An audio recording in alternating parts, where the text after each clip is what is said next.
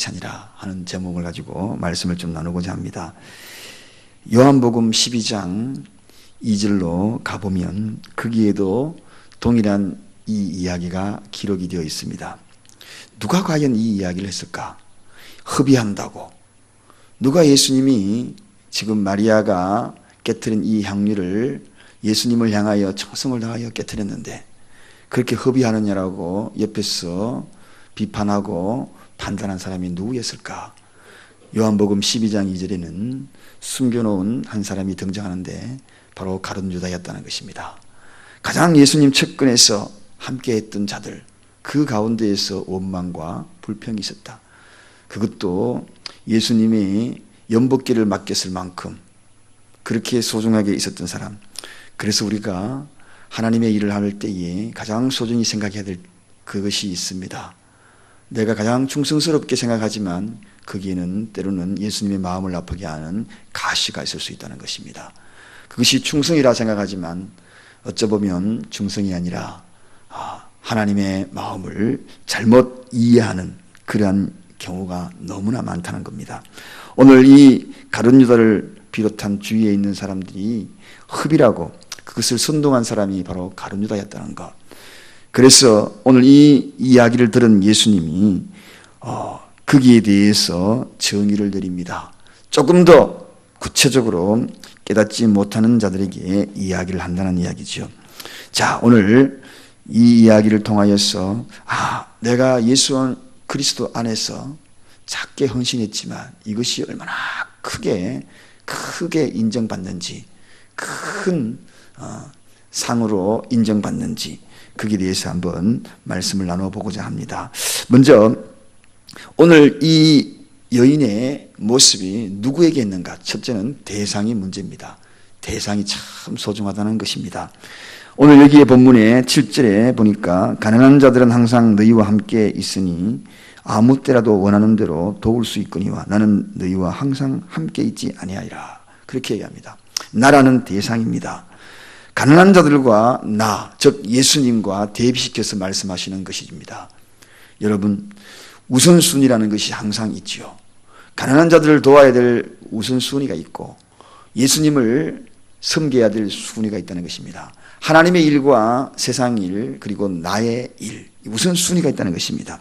자, 오늘 이 예수님께서 말씀하신 여기에 대해서 누구 하나도 예수님이 조만간 십자가를 지고 또 부활하실 그 놀라운 사건에 임한다는 거기에 믿음의 확신들이 있는 이들이 극히 드물었고 또 제대로 깨닫고 있지 않았음을 오늘 이 본문 말씀을 통하여 다시 한번 알게 됩니다.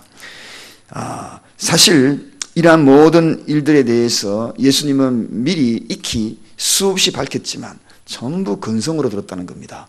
건성건성 들었다는 겁니다. 말씀을 건성건성 들었다는 겁니다.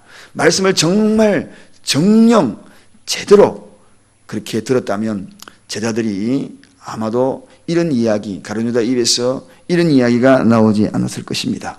우리는 항상 주변에 있는 모든 것들을 바라볼 때에도 그리고 우리가 생각하면서 일을 처리할 때에도 이 대상에 대한 이야기를 늘 마음속에 새게 하는 것입니다. 왜 우리가 주님의 일을 먼저 해야 되는가? 대상이 비유의 대상이 될 수 없기 때문에 그렇습니다. 그래서 그는 절대적인 분이기 때문에 오늘 여기에 가난한 자와 나와 대비시켜서 이야기하는 이유가 뭡니까? 다른 것 아닙니다. 정말 메시아로서 그리고 대상의 그 소중함을 정녕 아느냐 그런 이야기입니다. 사랑하는 여러분, 오늘 우리가 주의 일을 감당하면서 또 세상 일도 감당하면서 항상 머릿속에 염두해야 될 것들이 있지요. 그것이 바로 대상의 문제다. 주기도문을 우리가 새벽마다 합니다. 주기도문의 첫머리에 대상의 문제를 분명히 밝히고 있습니다. 하늘에 계신 우리의 아버지요. 아버지의 대상이 분명하다는 것입니다. 그래서 내가 하루하루 살아가면서 어떤 결정을 할 때도 이 대상에 대해서 생각하고 결정한다는 것, 즉 위의 것을 생각하고 결정한다는 것, 이것이 얼마나 소중한지 모릅니다. 주님은 오늘도 저와 여러분들이 큰 잔치에 큰 칭찬을 얻을 수 있는 그런 소중함의 첫 번째 대상을 소중히 여겨라 하는 그러한 문제를 이 제자들에게 제시를 하고 있는 것입니다. 두 번째, 오늘 이 본문 말씀에 가난한 자들은 항상 너희와 함께 있으니 아무 때라도 저 기회에 바로 순간의 우선순위입니다. 기회의 우선순위. 사랑하는 여러분, 오직 한 번밖에 없는 기회와 그리고 계속적으로 주어지는 기회, 여러분들 같으면 어떤 것을 우선순위로 여기겠습니까? 한 번밖에 없는 기회, 그걸 우선순위로 여길 것입니다. 오늘 예수님이 바로 그 이야기입니다. 이들은 항상 너희와 함께 있지 않느냐? 그렇지만 나는 아무 때나도 너희와 함께 있지 아니한다는 것입니다. 그래서 아무 때, 바로 이 기회가 중요합니다. 자, 우리 인간에게는 두 가지 기회가 있습니다. 항상 이 두 가지 기회를 염두해야 합니다. 첫째 기회는 회개의 기회라는 겁니다. 항상 생각해야 돼요. 회개의 기회. 또 하나는 하나님을 위한 일할 기회. 이걸 놓치지 말라는 것입니다. 이 기회를 늘 생각해야 돼요. 기회의 우선순위. 회개할 때가 왔다면 즉시 회개하는 겁니다. 이거를 차선으로 미루어야 될 그러한 것들이 아니라는 거죠. 회개는 그때 아하 하고 마음에 딱 깨우침이 있고 성령의 찔림이 있다면 그때 바로 기회를 놓치지 말라는 것입니다. 또 하나의 기회는 하나님이 나를 사용할 기회입니다. 그 기회 지나가 버리면 그 이상의 시간은 돌아오지 않는다. 오늘 마리아는 그 시간이 돌아오지 않을 거라는 것을 알고 있었습니다. 그래서 그가 그에게 가장 소중한 향유를 깨뜨린 겁니다. 내일 모레 또다시 영원한 기회가 아니라는 것입니다. 그러므로 하나님이 지금 나에게 하나님이 나에게 지금 그때 이것이 우선으로 되는 것, 이것이 바로 기회입니다. 그래서 많은 사람들이 하나님의 명령에 거기에 순종의 기회는 즉시 하는 것을 보지 않습니까? 왜냐하면 이 기회가 없다는 거죠. 이 기회가 지나가면, 왜냐하면 우리는 벗어놓은 신발을 내일 아침에 신을 보장이 없기 때문에, 생명은 지속적이고 무한하지 않기 때문에, 유한하기 때문에 그 기회를 줬는데 그 기회 속에서 어느 날 갑자기 내 생명이 다 할 줄 알지 못하기 때문에, 그래서 우리는 하나님이 주어진 그 일에 대한 기회는 놓치지 말아야 돼요. 그때 바로 잡아야 돼요. 자, 오늘 기회의 우선순위, 대상의 우선순위, 그렇습니다. 이것이 분명할 때에 비록 작지만 하나님은 크게 인정한다는 것입니다. 잔치를 베풀어 주면서 인정한다는 것입니다. 자, 선행의 그럼 기준은 뭔가? 최고의 이 가치에 대한 부분들을 대상과 그리고 기회에 두었다면 우리가 생각해야 될 것들이 있습니다. 그것은 바로 이 태도죠. 거기에 대한, 기회를 대하는 태도, 대상에 대한 태도, 이것이 굉장히 중요합니다. 여러분, 대상이 하나님이라면 어떤 태도로 해야 되겠나요? 이것이 마지막 기회라면 어떤 태도가 중요합니까? 어설프게 우리가 그 일을 감당할까요? 그렇지 않습니다. 아마도 최고, 최선, 이 두 단어를 생각할 것 같아요. 최대의 경의. 그래서 마리아가 무릎을 꿇었잖아요. 그리고 자기의 머리털로 예수님의 발을 닦았잖아요. 최고의 경이죠. 그리고 최고의 사랑이죠. 왜? 최고의 가치니까. 이게 마지막 기회니까. 이게 단 한 번밖에 없는 것이니까. 이게 하나님이니까. 그러니까 얼마나 소중히 그 일을 감당했겠습니까? 얼마나 가치에 소중함을 두고 했겠습니까? 아마도 최고의 헌신, 최고의 사랑, 최고의 경의, 최고라는 그런 단어가 이 마리아에게 있었다는 것입니다. 그래서 소중한 거죠. 그래서 귀한 겁니다. 똑같은 일이라도 그 가치는 다른 것입니다. 똑같이 향유를 깨뜨렸더라도 그 가치의 차원은 달랐을 것입니다. 왜? 마리아의 태도를 보면 우리가 알 수 있기 때문에. 그의 모습이 왜 이렇게 주님이 인정했는가? 왜 이렇게 주님이 땅끝까지 이 여인이 행한 그 모든 일들이 온 천하에다 전해야되는가? 최고의 가치를 두었다는 겁니다. 사랑하는 여러분, 이것이 오늘 마리아의 소중함이 드러나는 순간입니다. 자, 또한 이 모든 일들이 정말 예수님이 크게 평가한 마지막 결론의 보상이지요. 그 보상은 어떻게 하는가? 이렇게 대상과 기회를 우선순위로 하고 최고의 가치를 둔 이 마리아에 어떻게 우리 주님이 보상하는가? 그 보상이 오늘 본문 9절에 우리가 읽었던 내용이잖아요. 우리 9절을 다시 한번 읽어보겠습니다. 자, 9절 읽어보겠습니다. 시작. 내가 진실로 너희에게 이르노니 온 천하에 어디서든지 복음이 전파되는 곳은 이 여자의 행한 일도 말하여 저를 기념하리라. 그렇게 소개하고 있습니다. 이 말씀을 가만히 한번 들여다보십시오.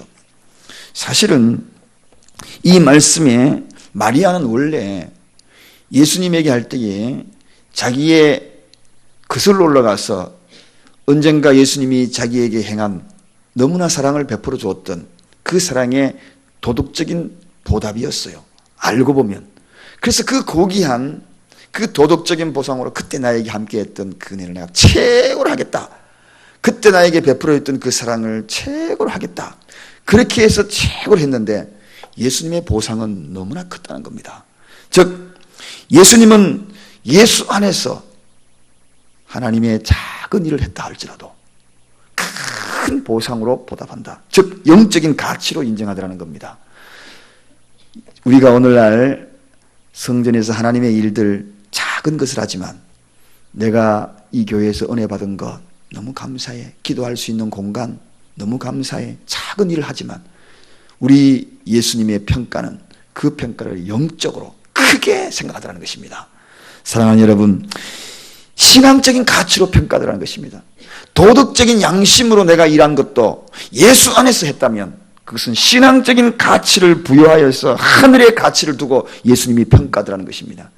여기에 어마어마한 비밀이 있지 않습니까?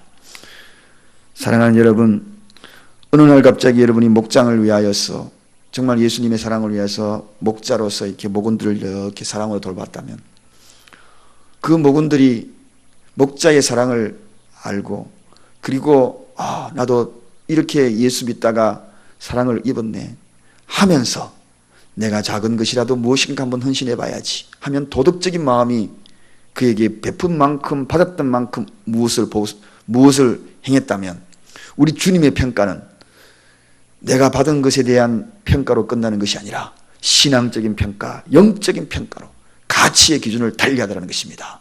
이것이 오늘 예수님이 온 천하에 마리아는 바로 그런 모습의 평가를 받았다는 것입니다. 얼마나 어마어마한 평가입니까?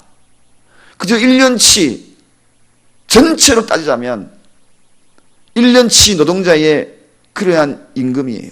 그런데 오늘 수천 년이 지나서 이 시대까지 그녀의 일들을 평가되고 있다는 겁니다. 할렐루야. 여러분, 오늘 이 새벽에 우리가 누군가를 위하여서 예수 안에서 헌신하고 봉사한 것들 결코 낭비가 아닙니다. 허비가 아닙니다. 그러한 모든 헌신들이 낭비라고 생각하신가요? 허비라고 생각하신가요? 내가 시간이 없는데 그 낭비 생각하신가요? 절대로 그렇지 않습니다.